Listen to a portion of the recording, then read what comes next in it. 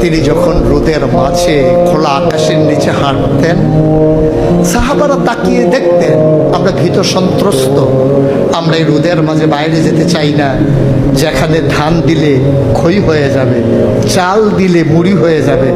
প্রচন্ড গরমের মাঝে তিনি হাঁটেন কেমনে? অবাক বিশ্বে উপরের দিকে তাকিয়ে দেখতেন নবী হেঁটে যায়, আর নবীর মাথার উপরে একটা মেঘের টুকরা ছায়া হয়ে হয়ে পাশে পাশে যায়।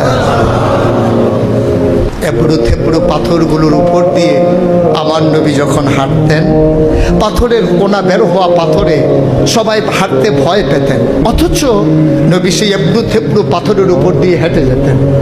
তারা চিন্তা করতেন নবীর কদমের নিচে এই শক্ত পাথর পড়লে উনি কি ব্যথা পান না? পরীক্ষা করার জন্যে পেছনে পেছনে অনেকেই দৌড়াতেন। দৌড়ে দৌড়ে নবীর কদম মুবারকের নিচে যে পাথর পড়ে গিয়েছিল ওরা হাতে তুলে দেখতেন নবীর কদমের সম্মানে শক্ত পাথর তুলার মতো নরম হয়ে গেছে। এ নবী আমার, এ নবী আপনার নবী, এ নবী আমাদের নবী। আমরা প্রাউড ফিল করি।